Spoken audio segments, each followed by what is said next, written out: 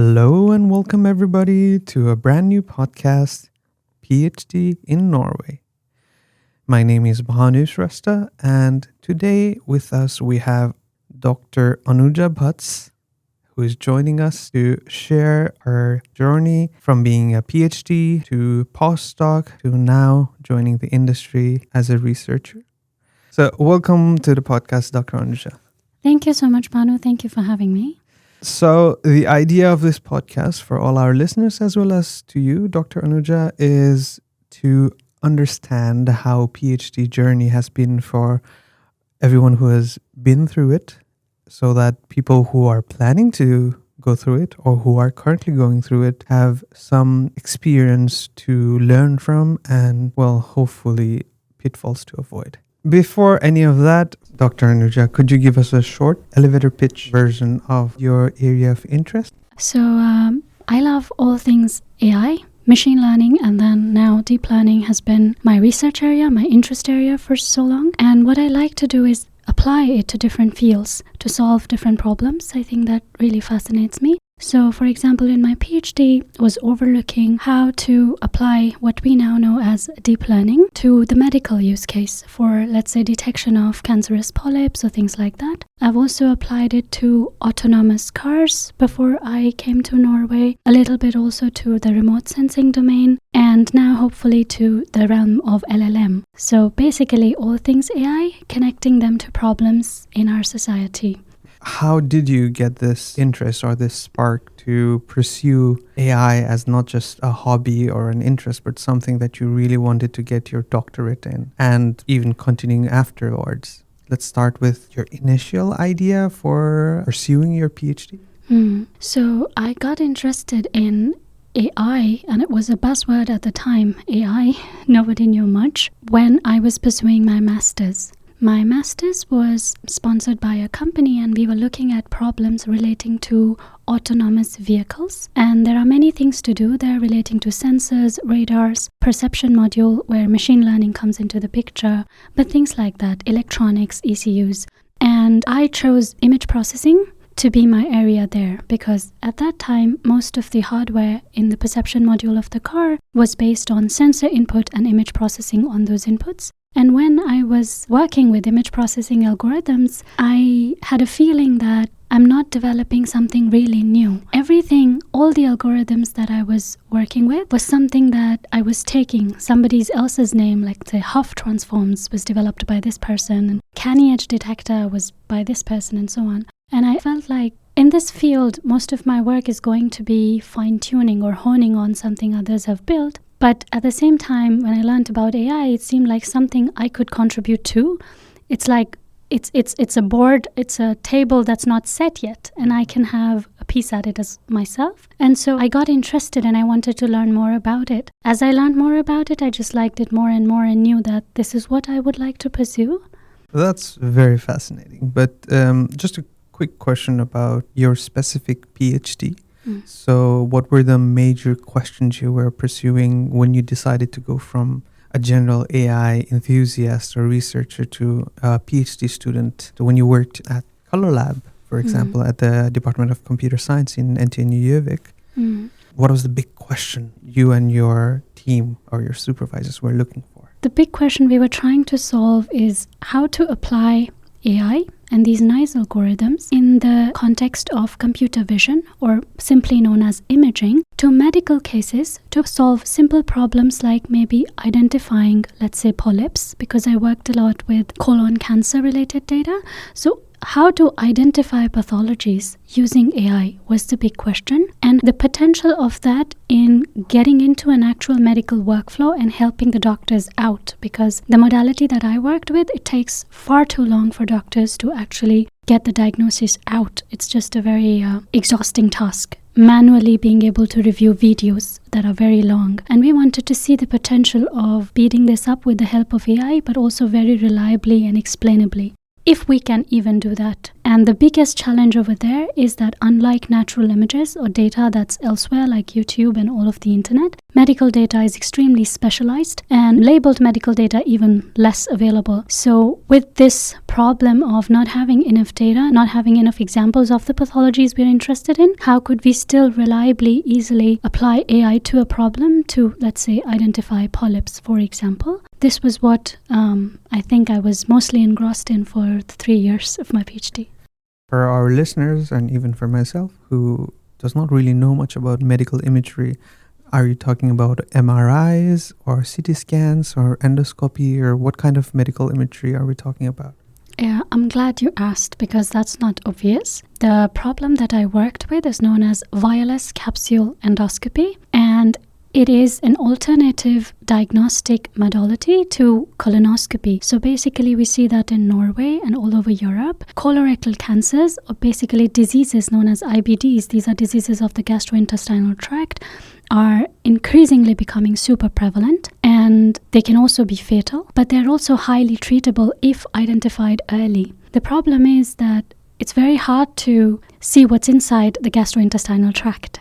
The procedure known as colonoscopy, which many perceive as embarrassing and undignified and even painful, is the best we have so far. The alternative to this is known as wireless capsule endoscopy. It consists of a pill-shaped camera device that is swallowed by a person, and what it does is that it takes pictures of the entire tract and transmits them wirelessly to an external device from which it can later be retrieved, and the entire mucosa or the wall of the gastrointestinal tract can be looked at by the doctor to see if there are any cancerous pathologies or any other kind of pathologies happening. And what this gives us is a very minimally invasive and nice way that patients don't run away from to timely detect cancers and other kinds of diseases.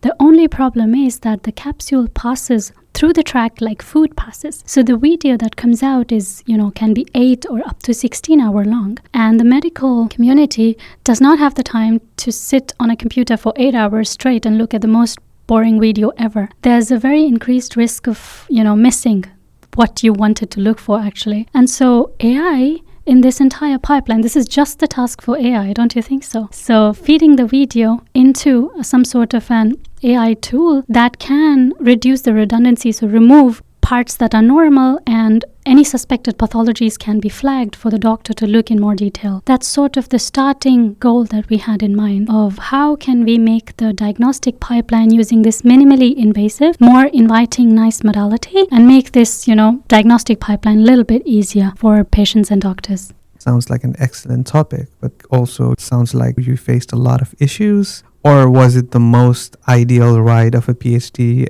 one could hope for? So if you could just go back through the journey and think about any 2 incidents, one incident where you thought, yes, I got something really cool. This is the highlight of my research, and one where you went like, maybe I'm not cut out for this, or maybe this topic is just not working. So something that you'd consider your lowest point? So it was definitely not a very smooth ride, as no PhD ever is. So it was ups and downs. And especially because the modality that I'm working with is new, which means that in AI, where we always rely on data sets to learn, the more the data set you have, even if you have a bad model, you're going to do well.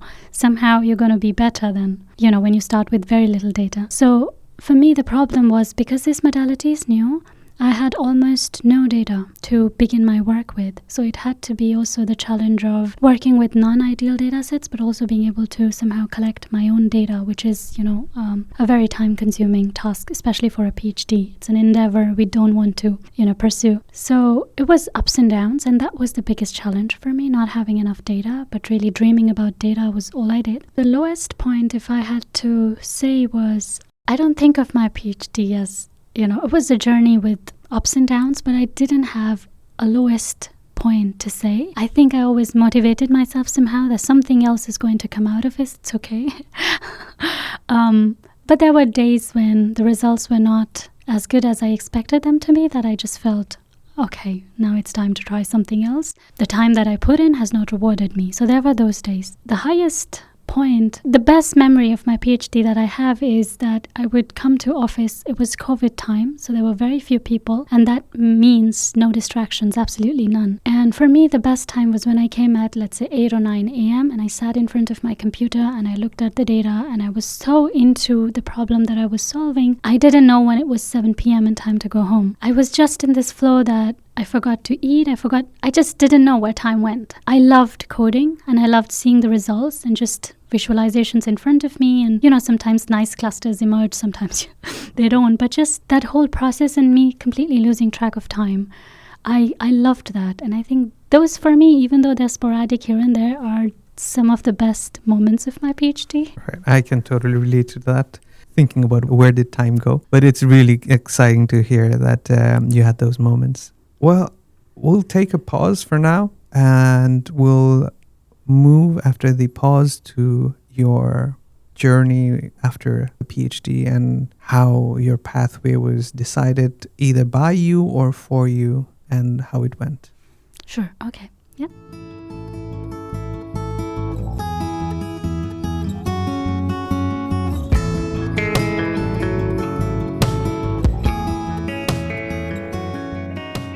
And we're back. Having already had 3 years of PhD, what made you think that after the PhD, I would like to continue with a postdoc and not go into industry or not go into some other field, but stay in NTNU? Sure. I am a researcher at heart and I will always be. So that's going to be super important to me, whether it's industry or academia. The fact that I chose to become a postdoc was because I was offered a position before I even handed my thesis. And I liked the people that I was going to be working with. It was with a company. And I thought it was an opportunity where I can now dabble with another domain other than medical imaging and learn from these people from the company. So I really am a sucker for that. I love working with people that I can learn from. So that was the thing that it took away the stress of finding a job because I was writing my thesis. And I was, very excited about working with new people and liked also working with the people already. My PhD advisor was also part of the project. So I think it was a sweet deal for me. So I took it. Also because I know as a researcher, it's the next step sort of after the PhD. So it was not a tough decision at all. Well, since you have 3 years of PhD, 2 years of postdocs, what do you think is the major difference from working as a PhD or researching as a PhD and researching as a postdoc? So for me, PhD is you can go into a chamber that consists of you and all your research questions. Outside of that chamber, you don't have any administrative duties, you don't have any other things, you're not working too intensely on proposals, for example, you're not teaching and there are no other duties. You can just focus on the research question at hand and you can give it your all day in and day out. And that's very beautiful. As you mature into a postdoc, it's more learning to be what working in academia is like, so becoming an academician. And so what happened for me was suddenly there were these other things on my plate that were not there before. Another thing is you may be working in several projects at once. So I was working at one time part of 3 different projects. And that means a lot of context switching, a lot of, remembering what you did, switching from applications to application without taking too much time. Different duties, different tasks. It might also involve giving more lectures if you have teaching duties, which could be a part of, postdoc, becoming a reviewer more actively than before as a PhD. These other duties, local, so chairing conferences, sessions, things like this that are not in your calendar, but they are there. And so I think it's, as a postdoc, you mature more into how to develop as an academician, as someone who's in the academia and take on more roles. And I feel like it's not as streamlined as a PhD in that sense. I mean, not a lot of things come with a pre-made handbook during research, but do you think there are certain skills that you wish you had when you transitioned from a PhD to postdoc, or something that you feel that you have naturally evolved or worked on during your time as a postdoc? I wasn't so used to context switching. Like I said, I worked in 3 projects, and sometimes you have to make progress on everything at the same time. But I'm the kind of person who likes to go deep in one thing and then stay there. If I suddenly have to change to something else, initially it was bothersome, but such is life. So I think that's something that I've learned on the job, how to switch tasks and be ready for meeting, let's say, alternative days on 2 different projects, have progress reports and know where the issues were. So just managing my time more effectively, I think, is one skill that I learned. Also being more outspoken as a researcher, maybe talking about my research to people and talking with others outside of just my PhD supervisors, I think is something that just comes into play when you become a postdoc. Is there anything specific that you do not miss from your time as a PhD? Do not miss? Mm-hmm. Well, I do miss the dedicated time that I had to one problem. There is not much, actually. I think I loved my time as a PhD, and contrary to what you as a PhD might think, because I used to think like that, once this PhD is over, all these difficult problems are over, I got everything else. But my supervisor said this, and I will tell you that your PhD is one of the most golden time because it gives you all the time you need to solve that one issue that you struggle with. It's freedom in its own way. So I there's not much that I do not miss. I love that time. At some point, we obviously do not need to know exact point, but you decided that you'd like to transition from a postdoc to someone who works in the industrial or commercial market. So is there something that triggered you, or something that you wanted to, that pushed you towards that direction? Mm-hmm. So I'm someone who chases problems and who chases the problem that I want to work in or work with for, let's say, a foreseeable future. So for me, it was always about the area, whether it's in industry or academia. It doesn't matter much to me whether it's in a commercial context or it's in an academic context. As long as it's something that I feel a lot of passion for, I want to do it.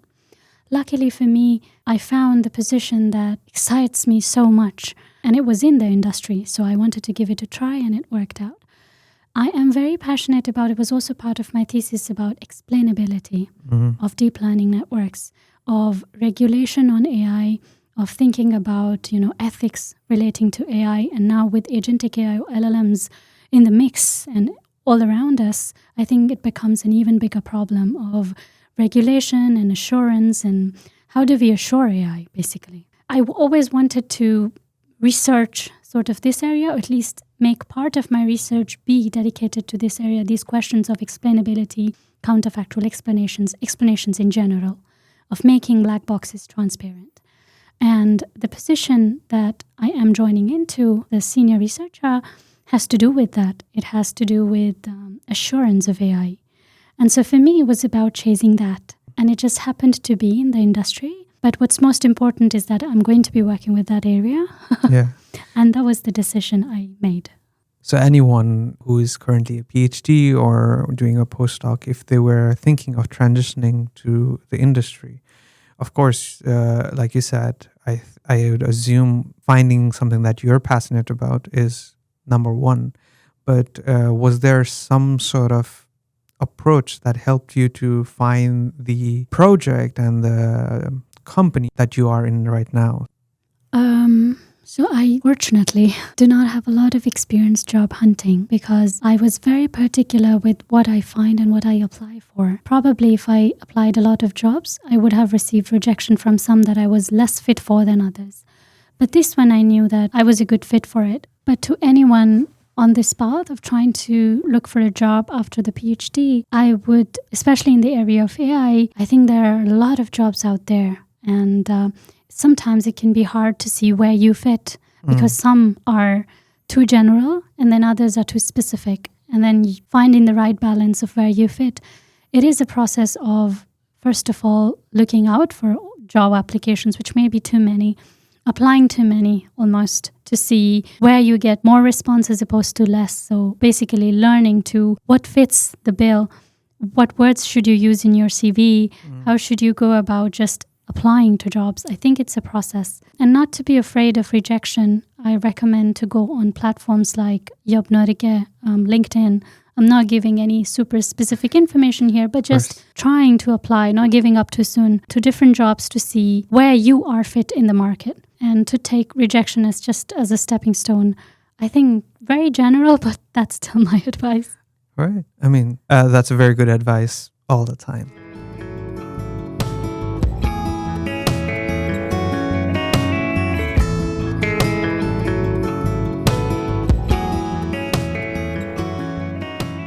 Before we end the podcast, I do want to know, because we are recording this from NTNU in Gjøvik in Norway, what drew you to Norway and what continues to draw you to Norway after having lived here for almost 5 years? What drew me here was the research problem. I was working, like I said, in autonomous vehicles, deep learning.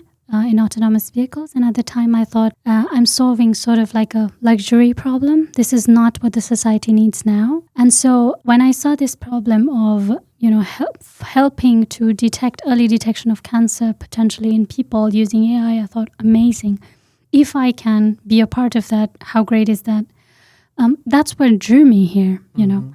And of course, the people, when I met them, I'm still a fan of everybody, Environment and the atmosphere here was so amazing that I never felt like I've made a wrong decision. When I came, I was very happy. What continues to keep me here is all of Norway.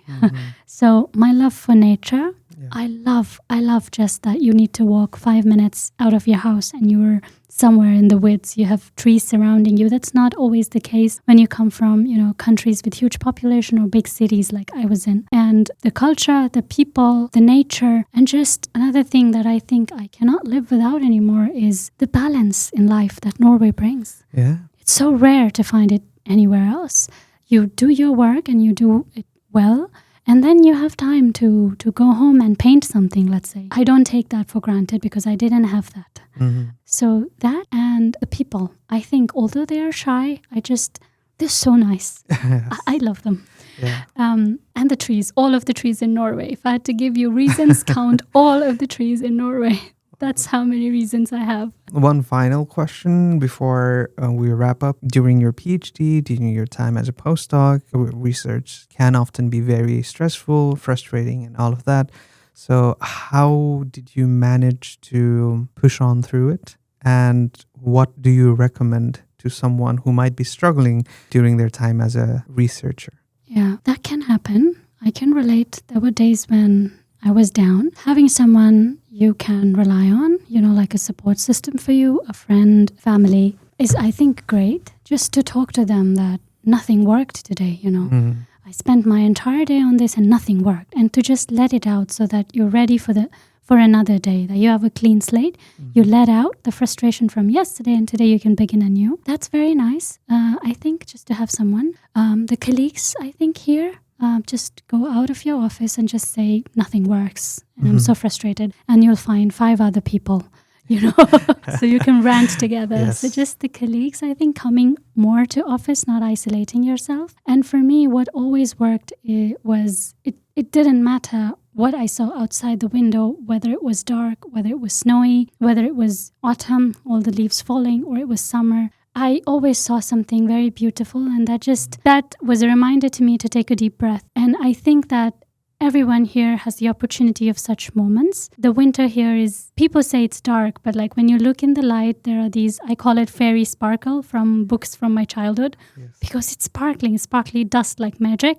So just looking at those moments and remembering that today will pass, and tomorrow you can look at the problem with a different perspective, and it'll work out. It's okay. You have people to support you, and take a deep breath. That helped me, and I'm pretty sure it's solid advice for others as well. Yeah. Well, that's a solid advice for life. Anyway, Dr. Anuja, thank you so very much for joining us in our inaugural podcast. It has been a pleasure to have you here and to hear about your experience. I cannot thank you enough for all the help that you did for me to settle down here when I first came here. Thank you again for everything, and good luck with your new journey outside of Gjøvik. Thank you again. Thank you so much. It has been an honor. Thank you, Banu.